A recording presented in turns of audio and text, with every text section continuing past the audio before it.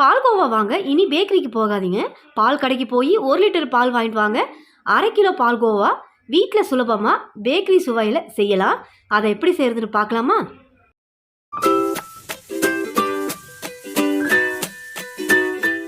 பால்கோவா செய்ய முக்கியமானது நம்ம எடுத்துருக்கிற பாத்திரம்.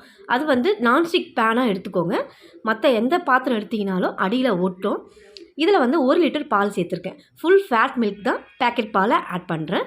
பசும்பாலாக இருந்தால் பெட்டர். உங்களுக்கு கிடைச்சா பசும்பால் யூஸ் பண்ணிக்கோங்க, கிடைக்காத பட்சத்துக்கு பேக்கெட் பால் யூஸ் பண்ணிக்கோங்க. ஃபுல் ஃபேட் மில்காக யூஸ் பண்ணிக்கோங்க. ஃபுல் ஃபேட் மில்கில் தான் ஆடைகள் சேரும். நீங்கள் ஃபுல் ஃபேட் மில்க் இல்லாமல் மற்ற நார்மல் பால் வாங்கினீங்கன்னா ஆடை கட்டாது. பச்சை பாலை சேர்த்ததுனால நல்லா இதை பொங்க விட்டுக்கிட்டேன். நல்லா பொங்கி வந்திருக்கு பால். கிட்டத்தட்ட 50 நிமிஷம் இந்த பால்கோவா ரெடியாக டைம் எடுக்கும். நீங்கள் கைவிடாமல் மிக்ஸ் பண்ணி விடணும்.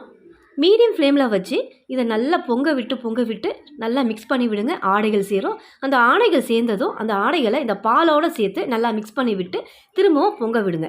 திரும்பவும் ஆடை கட்டும். திரும்பவும் ஆடையை இதுக்குள்ளார எடுத்து விடுங்க. இதை பாருங்கள், இப்போ நம்ம சேர்த்து ஒரு 10 நிமிஷம் ஆயிருக்கு. ஆடைகள் இந்த அளவுக்கு சேர்ந்துருக்கு. இப்போ இதை பாலோடு சேர்த்து விட்டுருங்க. இந்த மாதிரி 10 நிமிஷத்துக்கு ஒரு முறை நம்ம இந்த ஆடைகளை எடுத்து உள்ளே விட்டுக்கிட்டே இருந்தோம்னா அந்த பால் நல்லா வற்றி வரும். இப்போ கிட்டத்தட்ட நான் ஒரு 20 நிமிஷம் நல்லா மிக்ஸ் பண்ணி விட்டுருக்கேன். ஓரளவுக்கு பால் நல்லா வற்றி வந்திருக்கு. இப்போ திரும்பவும் நல்லா பாலை கொதிக்க விட்டுக்கலாம். இப்போ பால் பாருங்கள், நல்லா ரபடி மாதிரி ரெடியாக இருக்குது. மொத்தம் 40 நிமிஷம் ஆயிருக்கு எனக்கு.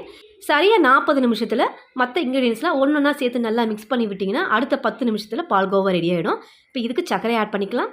1 லிட்டர் பாலுக்கு 50 கிராம் சர்க்கரை சேர்த்துக்கோங்க. இந்த இனிப்பு சரியாக இருக்கும். இப்போ சர்க்கரை சேர்த்ததுனால கொஞ்சம் இலக்குத்தன்மையாக மாறி வரும்.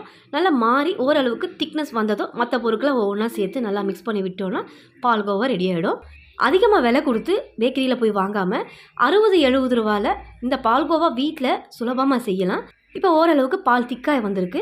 வாசத்துக்காக கார்டமம் பவுடர் 1/2 ஸ்பூனும், சூடான பாலில் கொஞ்சமாக குங்குமப்பூ சேர்த்து நல்லா ஊற விட்டுருந்தேன் ஒரு 10 நிமிஷமாக. அதையும் இது கூட சேர்த்துக்கலாம்.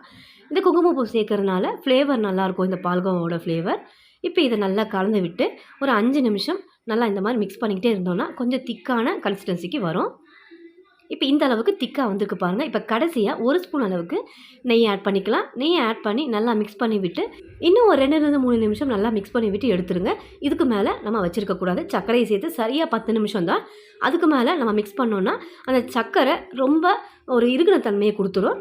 அது இல்லாமல் இந்த சமயத்தில் எடுத்திங்கன்னா தான் நல்லா ஆறுனதும் நம்ம அதை எடுத்து சாப்பிட சரியான பக்குவத்துக்கு அந்த பால்கோவா வரும். இப்போ பால்கோவா ரெடி. இதை அப்படியேவும் நீங்கள் ஆறுனதும் சாப்பிட கொடுக்கலாம். அப்படி இல்லைன்னா ட்ரேயில் சேர்த்து ஆற விட்டு கட் பண்ணியும் கொடுக்கலாம். நீங்கள் ட்ரே இல்லைனாலும் பரவாயில்ல, வீட்டில் தட்டு அந்த மாதிரி இருந்தாலும் ஆற விட்டுக்கலாம். இப்போ ட்ரே முழுவதுமே நான் நெய் அப்ளை பண்ணியிருக்கேன். கார்னிஷுக்காக கொஞ்சமாக பாதாமை ஸ்லைஸாக கட் பண்ணி இதில் சேர்த்துக்கிறேன். இப்போ இதுக்கு மேலே அந்த பால்கோவாவை சேர்த்து ஃப்ரிட்ஜில் 1 ஹவருக்கு வச்சிங்கன்னா நல்லா செட் ஆகி வரும். ரூம் டெம்பரேச்சரில் வச்சிங்கன்னா 2 ஹவர்ஸ் ஆகும். இப்போ இதை நல்லா மேலே சமம் பண்ணி விட்டுருங்க. இப்போ நான் இதை ஃப்ரிட்ஜில் வச்சு 1 ஹவர் கழித்து பார்க்கலாம். கிட்டத்தட்ட 1 ஹவர் கழித்து நான் எடுத்திருக்கேன். பால்கோவா பாருங்கள், நல்லா செட் ஆகி வந்திருக்கு. இப்போ இதை ஒரு பிளேட்டுக்கு மாற்றிடலாம். எந்த அளவுக்கு பர்ஃபெக்டாக வந்திருக்குன்னு நீங்களே பாருங்கள். இனி நீங்கள் பேக்கரி பக்கம் போகவே மாட்டீங்க. அந்த அளவுக்கு வீட்டிலே சுலபமாக செய்யலாம். இந்த வீடியோ உங்களுக்கு ரொம்பவே யூஸ்ஃபுல்லாக இருக்கும்னு நினைக்கிறேன். இந்த வீடியோ பிடிச்சிருந்தா என்னோட சேனலை சப்ஸ்கிரைப் பண்ணுங்கள். ரொம்பவும் பிடிச்சிருந்தா லைக் ஷேர் பண்ணுங்கள். தேங்க்ஸ் ஃபார் வாட்சிங்.